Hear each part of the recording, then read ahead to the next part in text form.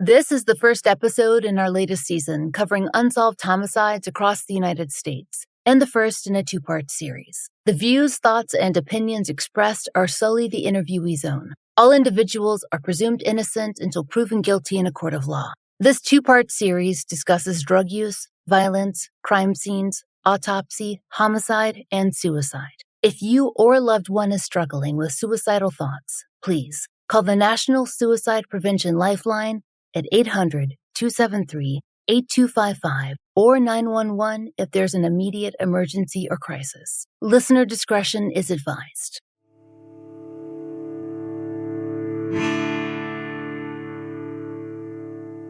This is The Fall Line.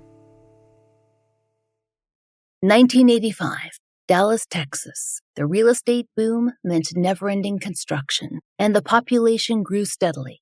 New opportunities and employment for residents, and more crime too, nearly universal in major metropolitan areas in the late 1980s, and Dallas was no exception.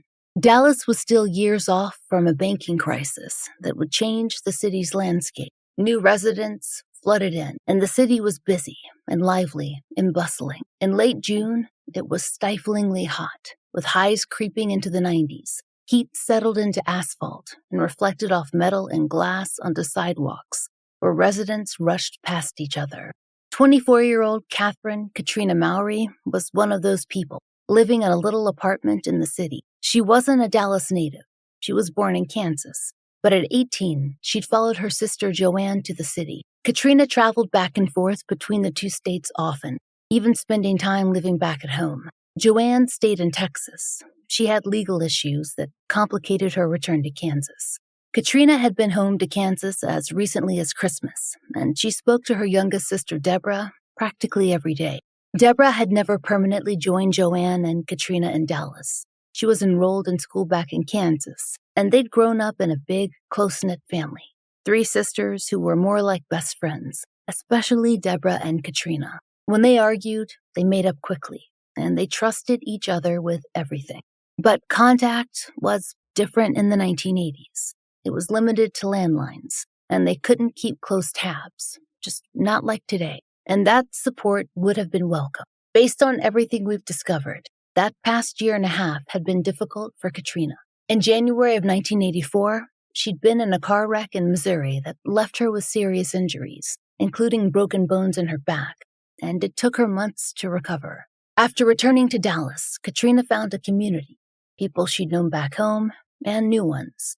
She'd found work at a Dallas country club, and she'd made friends with the women there. But some relationships were more complicated.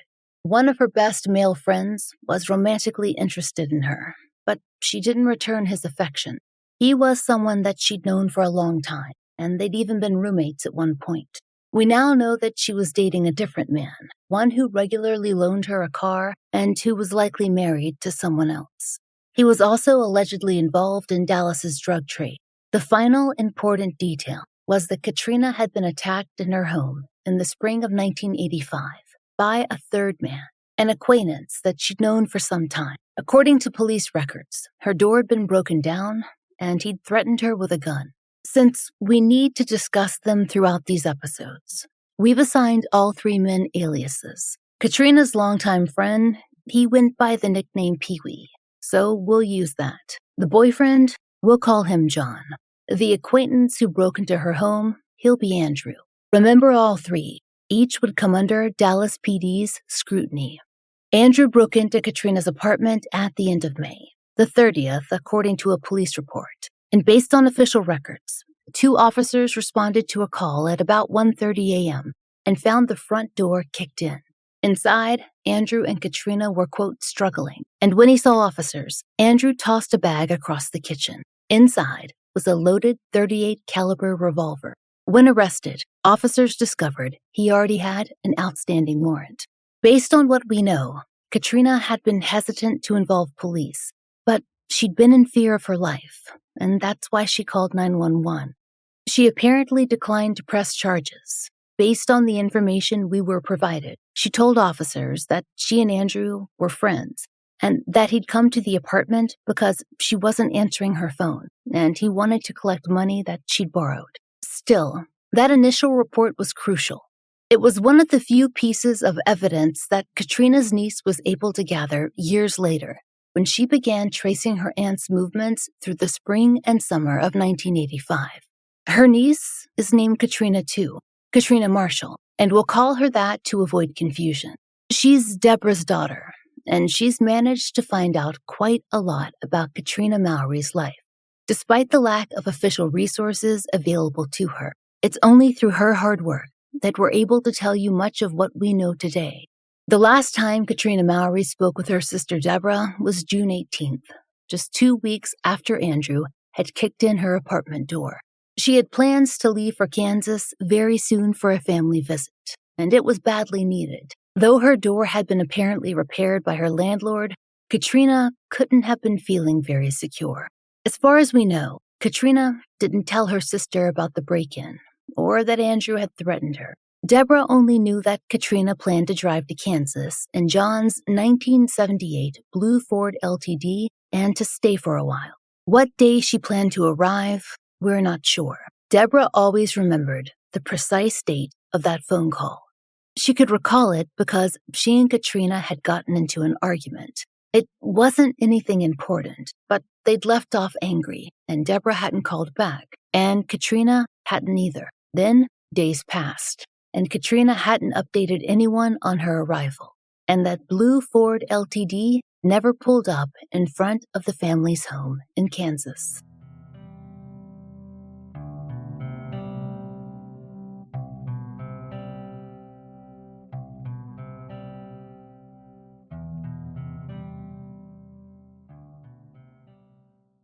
Tuesday, June 25th, was another hot day in Dallas. A little over 6 miles from Catrina Mowrey's apartment, in an area known as Oak Cliff, a blue Ford LTD sat parked in an alley. According to the Dallas Morning News, that alley ran behind the South Oak Cliff apartment complex. The complex manager told Dallas Police Department the car had been parked there since Saturday, June 22nd. A complaint was called in about a foul odor emanating from the vehicle, and when officers investigated, they discovered the body of a woman in the trunk. Per the Dallas Morning News, the woman was, quote, badly decomposed and had been, quote, wrapped in a sheet. A spokesman told the paper that, quote, investigators believe the woman was placed in the trunk after she died. The victim was soon identified as Catrina Mowrey.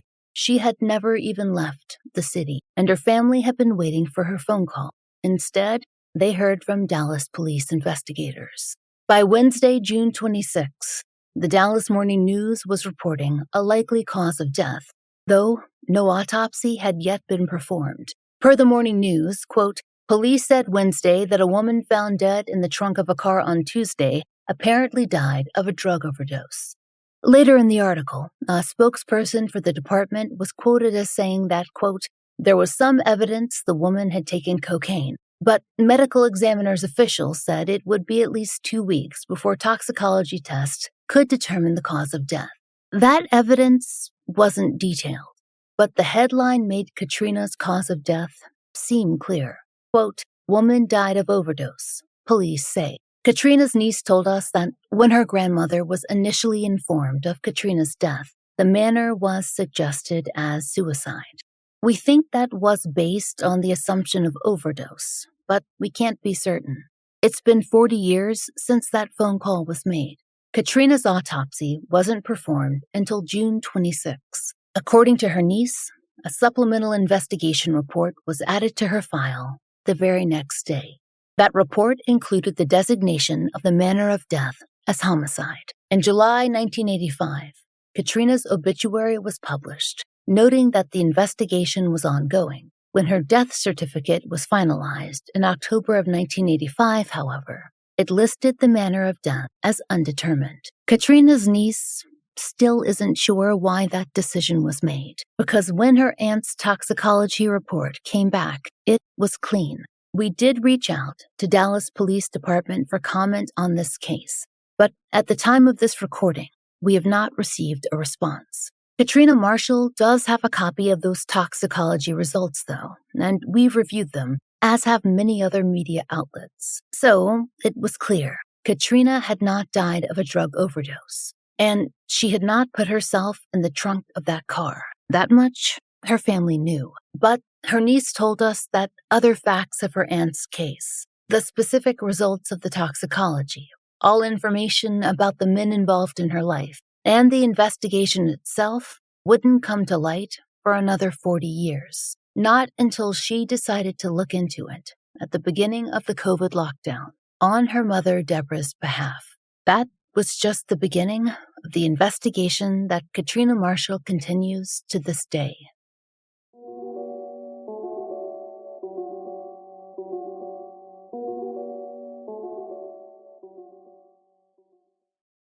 With so many options, why choose Arizona State University? For me, the only online option was ASU because of the quality. Their faculty was really involved with their students and care about your personal journey. The dedication to my personal development from my professors, that's been extremely valuable to me. Earn your degree from the nation's most innovative university. Online. That's a degree better. Explore more than 350 plus undergraduate, graduate, and certificate programs at asuonline.asu.edu.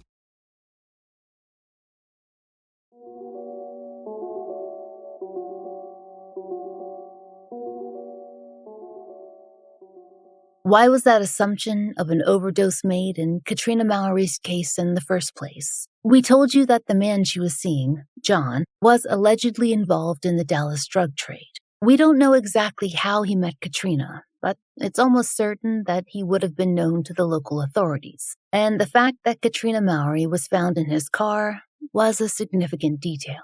Catrina's niece now believes that led to assumptions about her aunt's life. Catrina Mowrey also had at least one arrest for possession of a controlled substance in Dallas back in November of 1984.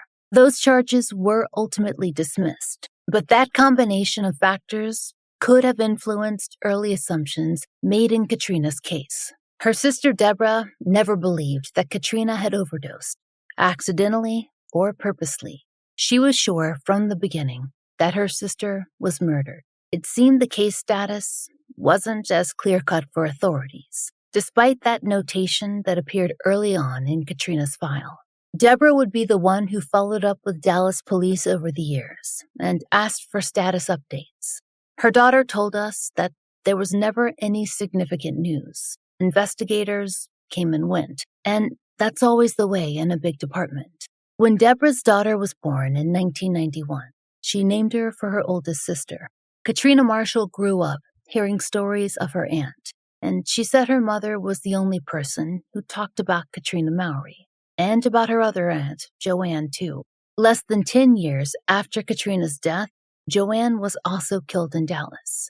Her niece says that her case was different in nearly every aspect. Her killer confessed and was convicted of her murder. Catrina's case, it was left open. Her sister Deborah spent years checking in, hoping for those updates. But her daughter said that they never came, and it haunted Deborah. Deborah died in 2020 without knowing who'd wrapped her sister's body in a sheet and left her in a car trunk in an alley to be discovered by strangers. That's why Catrina Marshall has taken up the fight. To find out details of the investigation her mother never got, to finally see media coverage for her namesake that might finally lead to some justice. We have come into contact with so many families over the years who have done incredible work on their loved ones' cases, and what Catrina Marshall has achieved is extraordinary. With no formal research training, she spent thousands of hours working on her aunt's case, amassing documents and filing FOIA and appeals, and investigating dozens of trails, including those of persons of interest. She's identified inaccurate information in her aunt's file, and she's pieced together extensive timelines. It's become a second full-time job for her. She's also an active service member in the military and a mother. There is a lot to tell you. What she found out about the men who'd interacted with her aunt, details of the crime scene, and Catrina Marshall's own interactions with law enforcement. But first, we need to go farther back, into the lives of both of her aunts and her own mother. So much of what she knows has been pieced together from stories that her mother Deborah told her over the years. She says that she has asked other family members, but it's hard to get information. People just don't want to talk about Catrina Mowrey or Joanne. It's been too painful. We sat down with Catrina Marshall late this spring for 2 different interviews. She started out by explaining the family unit Catrina, Joanne, and Deborah grew up in. 3 sisters of 5 children total. So the first one was my Uncle Mike, and then my Uncle Mark would have been the year after that. And then my Aunt Catrina was the first girl. She was born in 1961. And then Joanne was 1962. And then my mom was 1963. My mom was born in Kansas City, Kansas. And then my other 2 aunts, one was born in like Los Angeles. They were traveling at the time. And then Catrina was born in, I think, Phoenix, Arizona. After their parents separated, the children were meant to primarily live with their mother. But Catrina says that her grandfather, James Mowrey, kidnapped the 3 girls and took them to Dallas. That was in May of 1966, and the girls were missing for nearly 2 years. It took that long for Catrina's grandmother to track down her daughters. And when she did, she laid out a plan. They'd go to the house in Dallas and take the children back. Her brother Leo went to Texas, retrieved the children, and brought them home to Kansas. It's hard to know the full impact the separation had on Catrina Mowrey and on her family. The girls didn't see their mother or their brothers for years, and when they were reunited, it must have taken time to adjust. It's not something that Deborah could tell her daughter about, because she was just too young to remember. 6 years after the sisters were recovered, their mother married a man who would become a central figure in their lives, Bob Mowrey. His last name was almost identical to theirs, just spelled slightly differently. Mowrey, not Mowrey. Catrina Marshall said that caused no end of confusion, especially because Bob had his own kids, and they all attended school together.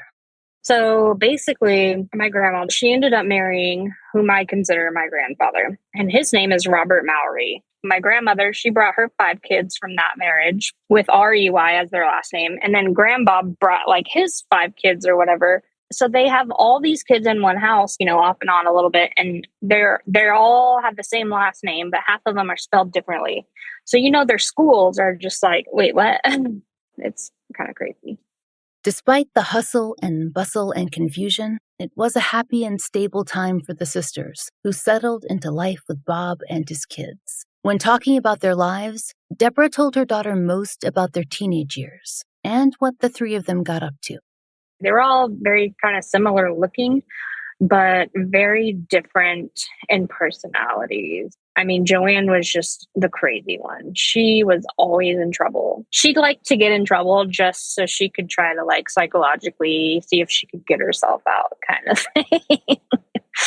It was kind of bothersome, really, if you think about it. But, it usually worked until it didn't, I guess. Catrina was easy to get along with. She didn't like drama.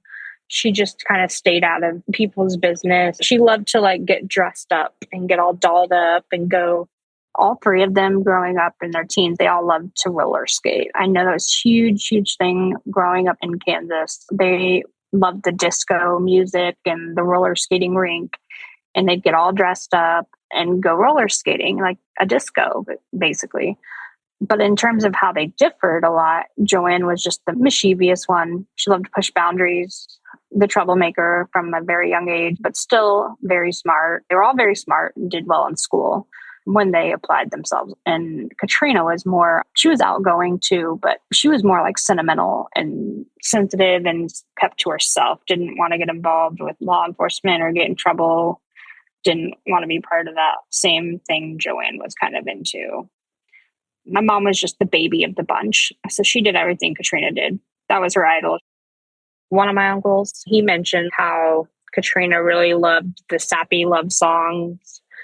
She really loved Terry Jack's Seasons in the Sun.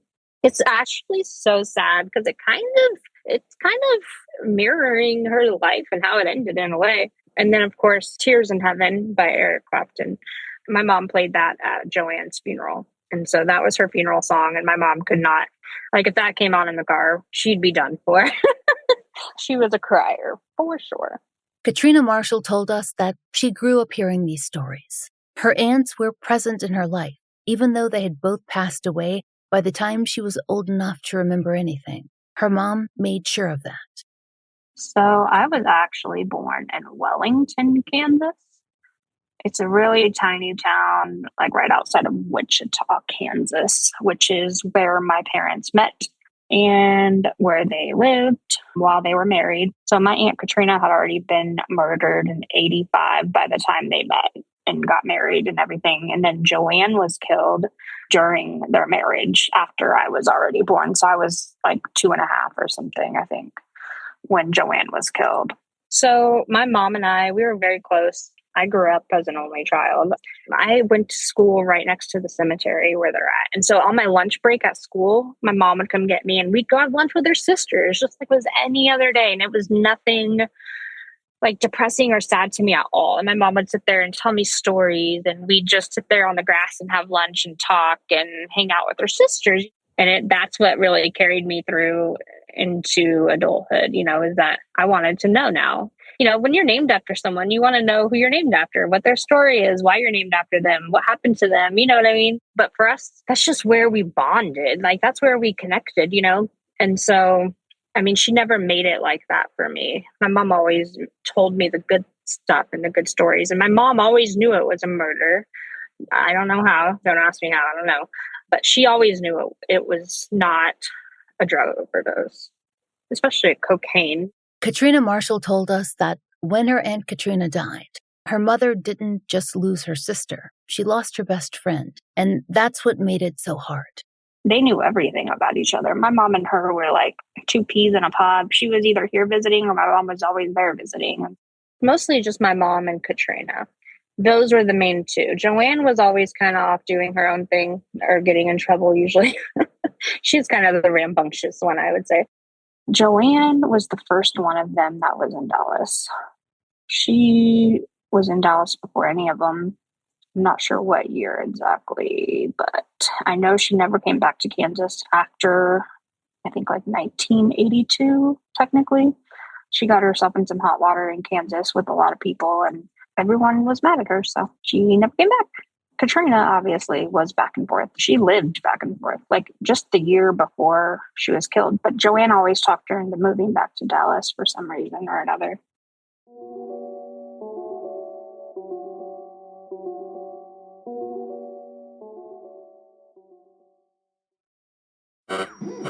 We interrupt this program to bring you an important Wayfair message. Wayfair's got style tips for every home. This is Styles McKenzie helping you make those rooms sing. Today's style tip. When it comes to making a statement, treat bold patterns like neutrals. Go wild, like an untamed animal print area rug under a rustic farmhouse table from Wayfair.com. Arr, fierce. This has been your Wayfair style tip to keep those interiors superior. Wayfair, every style, every home.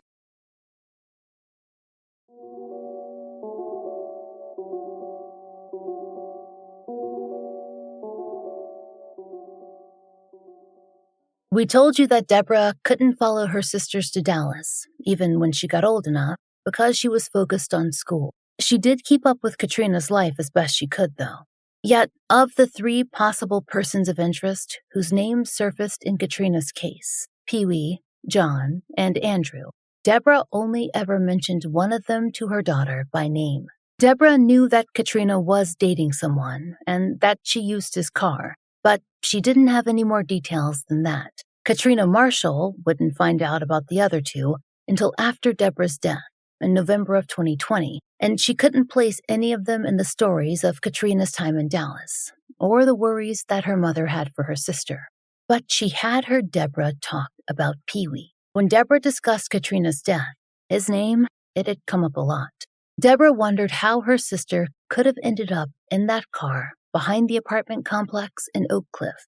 When police had searched Catrina's apartment, it was clear that she'd been ready to leave for Kansas, and there was no sign of a break-in. It felt, to Deborah, that Catrina had had an encounter with someone that she knew. Pee-wee was the one friend Deborah knew of that Catrina had known for a very long time. Apparently, they'd met back in Kansas, where he had family. Though he was originally from Shreveport, he'd relocated to Dallas too, and had remained close to Catrina.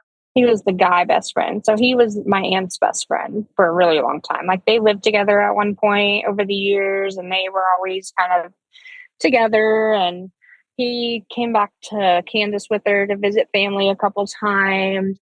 Deborah had liked and trusted Pee-wee, but over the years, her feelings had changed. That came down to two factors. Her worry that either unrequited love or drug dependency might have caused issues between them. Catrina told us that after her aunt's car accident, the one that she'd had in Kansas City, Missouri in January of 1984, Catrina had been given heavy-duty prescription pain medicine. And based on what Deborah explained, Catrina Mowrey had shared some of that medication with Pee-wee, but her niece said it was never a lot.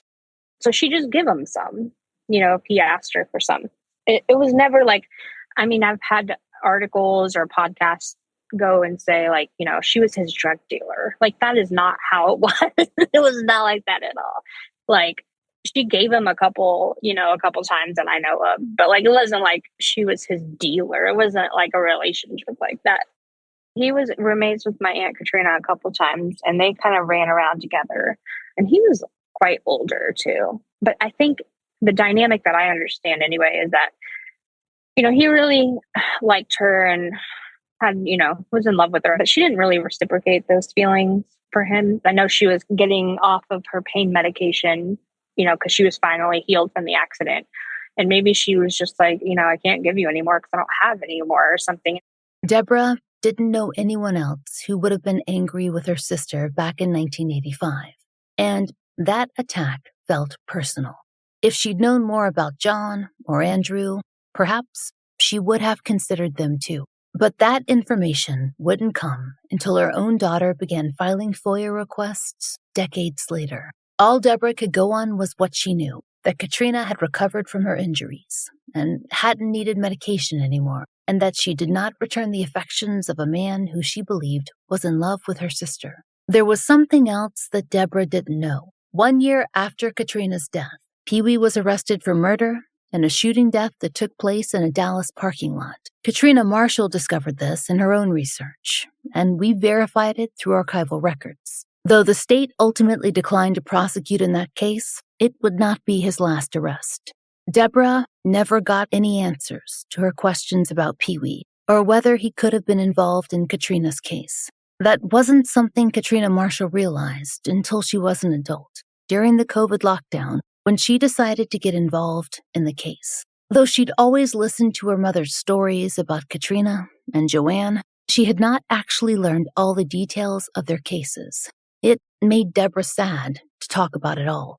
If she brought up something about her sisters, I might inquire a little, but it would send her kind of into like a depressive phase that was hard to get out of afterwards. I've come to find out she had been having like situations where she'd look in the mirror and one of her sisters would be looking back at her. And she just was really haunted by all of these events, come to find out.